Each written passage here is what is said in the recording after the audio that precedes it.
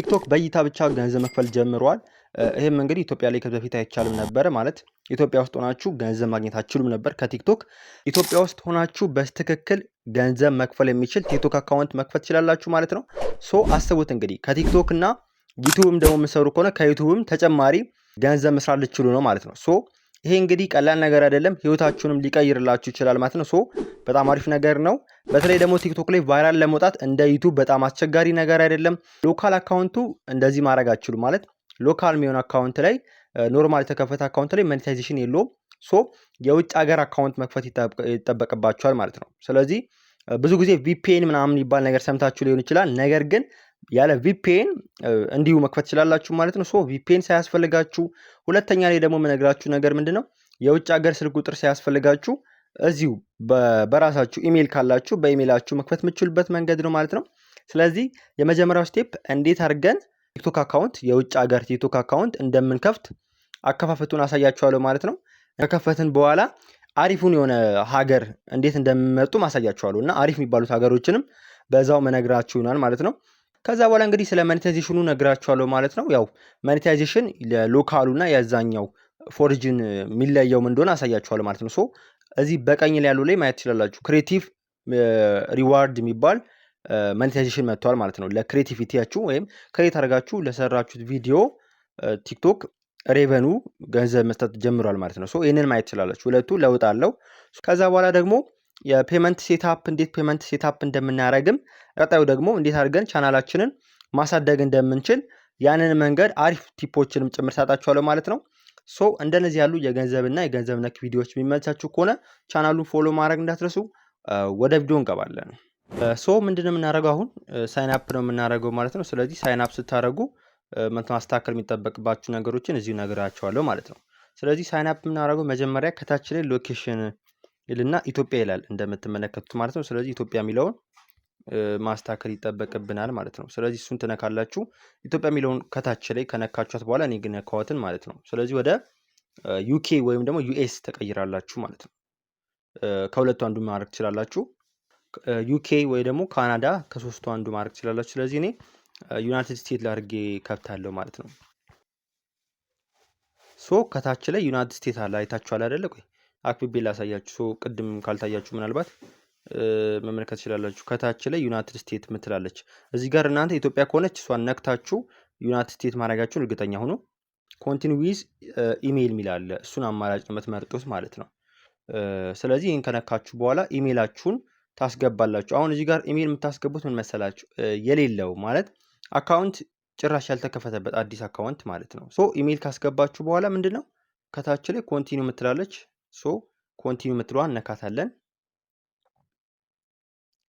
ከዛ በኋላ እንግዲህ ፓስዋርድ ክሬት አድርጉ ይላችኋል ማለት ነው። ዝም ብላችሁ ሰገሽን ፓስዋርድ መጠቀም ትችላላችሁ ወይ ደግሞ የራሳችሁን ፓስዋርድ ተጠቀሙ። ያው እኔ ዝም ቤ ጉግል የሚሰጠኝን ፓስዋርድ እጠቀማለሁ ማለት ነው። ሶ ይህን ከተጠቀማችሁ በኋላ እንግዲህ ፓስዋርዱን ያው ሴቭ ማድረግ ትችላላችሁ። ኮንቲኒው እለዋለሁ እኔ። ስለዚህ እዚህ ጋር የተወለዳችሁበትን ቀን ታስገባላችሁ። እኔ የተወለድኩበትን ቀን ትክክለኛውን አስገባለሁ ማለት ነው። ትክክለኛውን ምናምን ታስገቡም ችግር የለም። ያው ያን ያክልም አይደለም ግን ያው ትክክለኛውን አስገቡለት። ሶ ይህን ካስገባችሁ በኋላ ኮንቲኒው ምትለዋን ትነካላችሁ ማለት ነው። ከዛ በኋላ ቬሪፋይ ምናምን ይላል። ያው እዚህ ጋር እንቺን አስተካክላችሁ እንዲያስቀምጡለት ማለት ነው። ሶ እንደዚህ ራይት ያደርግላችኋል ማለት ነው። ከዛ በኋላ ኒክኔም ምናምን ይላችኋል። ይህንን ስኪፕ ማድረግ ትችላላችሁ፣ ችግር የለውም ከላይ ላይ። ሶ ስኪፕ አድርጌዋለሁ ማለት ነው። ስለዚህ አሁን ከፍተናል። እዚህ ጋር ማየት ትችላላችሁ። አሁን አካውንቱ ላይ ለየት ያለ ነገር ማየት ከፈልጋችሁ ቢዝነስ አካውንት ወይ ደግሞ የውጭ ሀገር አካውንት ሲሆን እዚህ ጋር ስቲም የሚል ነገር አለ።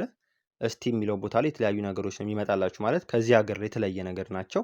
ስቲም ላይ ወይ የቢዝነስ አካውንት ከሊካል ቢዝነስ ወይ ደግሞ አካውንት የውጭ ሀገር አካውንት ካልሆነ እቺ ስቲም የምትለው አትመጣም።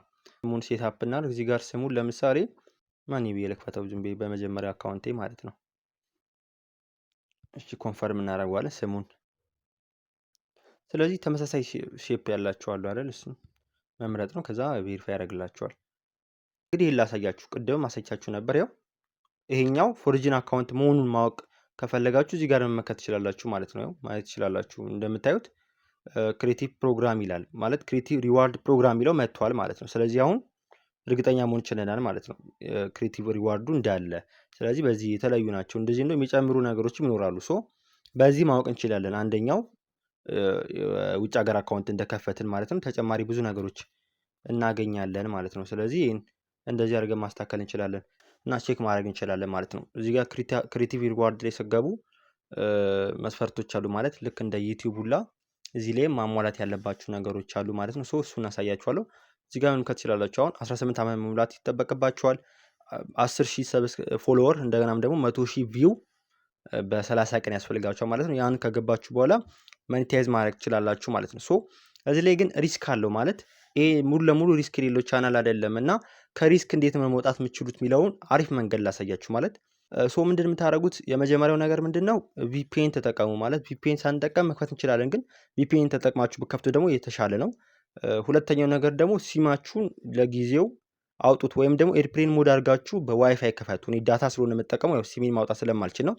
ስለዚህ ሲማችሁን አውጡና ወይ ደግሞ ኤርፕሌን ሞድ አድርጋችሁ በዋይፋይ ከፈቱ። ሌላ ጊዜ ደግሞ ሪጅኑን እኔ እንደቀየርኩት ተቀይሩና ሀገራችሁን። ከዛ በኋላ ግን ቪፒኤን ተጠቀማችሁ በዩኤስኤ ወይ በዩኬ ገቡ፣ የተሻለ እንትን እንዲሆንላችሁ ብዬ ነው።